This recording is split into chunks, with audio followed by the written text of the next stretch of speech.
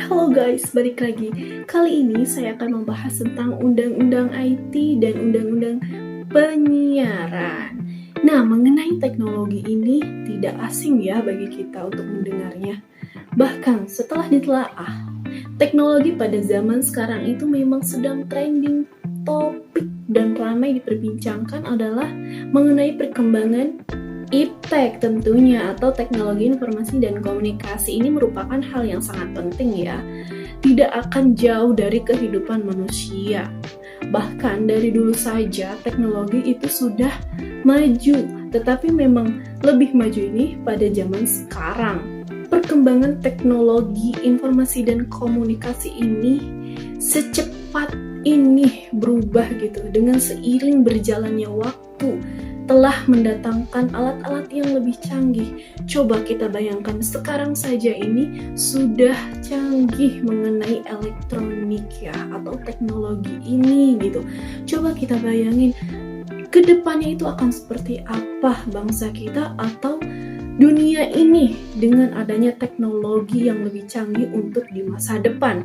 Misalkan ya, jauhnya jarak tidak akan terasa. Komputer pun akan semakin lebih canggih ke depannya. Bahkan bisa mengerti perasaan manusia atau mengerti bahasa manusia. Nah, teknologi itu pasti akan mengalami regenerasi, yaitu melakukan pembaharuan.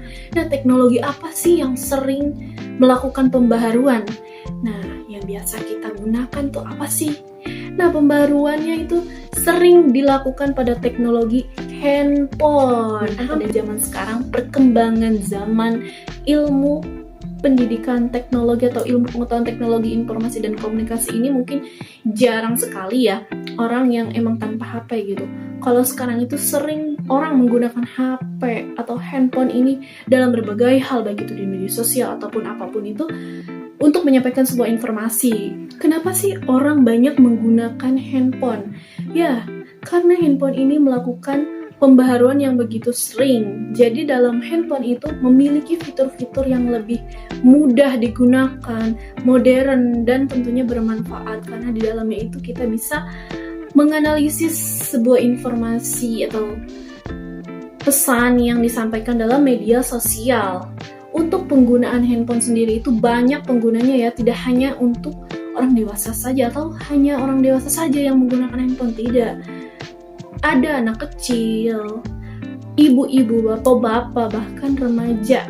Nah, teknologi ini kan memiliki banyak kelebihan. Tidak hanya memiliki banyak kelebihan, tetapi teknologi ini memiliki kekurangan. Seperti halnya dalam penggunaan teknologi informasi dan komunikasi, yaitu penggunaan handphone. Yang dimana ada saja orang yang menggunakan handphone itu untuk bermedia sosial. Telah terjadi banyak kasus ya belakangan ini mengenai media sosial, yaitu dalam penyampaian informasi atau pesan melalui media sosial ini. Tetapi banyak orang yang melakukan atau menggunakan media sosial ini dalam hal yang negatif. Ada saja yang melanggar Undang-Undang ITE dan Undang-Undang Penyiaran. Nah, ke hal utama nih, ke pembahasan pokok, yaitu Undang-Undang ITE dan Undang-Undang Penyiaran. Apa sih Undang-Undang ITE dan Undang-Undang Penyiaran? Baik, Undang-Undang ITE atau Undang-Undang Informasi dan Transaksi Elektronik, yaitu undang-undang yang mengatur tentang informasi elektronik dan juga transaksi elektronik.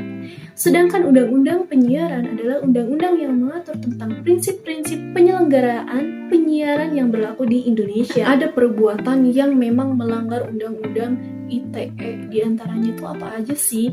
Oke, yang pertama itu mendistribusikan dokumen elektronik bermuatan asusila, perjudian, pencemaran nama baik, pengancaman, dan pemerasan. Itu terdapat pada pasal 27. Yang kedua itu ada mendistribusikan berita bohong atau hoax kepada masyarakat terkait suku, agama, ras antar golongan. Itu terdapat pada pasal 28. Yang ketiga itu menyebarkan ancaman kekerasan atau menakut-nakuti. Itu terdapat pada pasal 29 dan masih banyak lainnya.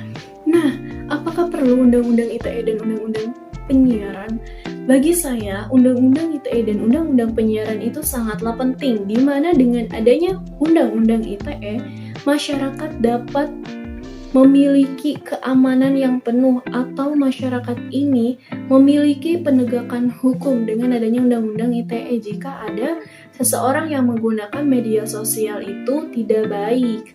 Dan untuk Undang-Undang Penyiaran itu tentunya perlu juga, sebab dengan adanya Undang-Undang Penyiaran, masyarakat yang akan menerima informasi ini itu sesuai dengan fakta. Undang-Undang ITE dan Undang-Undang Penyiaran itu tentunya memiliki perbedaan. Apa sih perbedaannya? Baik, Undang-Undang ITE itu lebih menitik beratkan kepada informasi elektronik dan dokumentasi elektronik yang berkaitan dengan bukti elektroniknya gitu. Sedangkan Undang-Undang Penyiaran itu tidak termasuk dalam jangkauan Undang-Undang ITE. Mengapa demikian?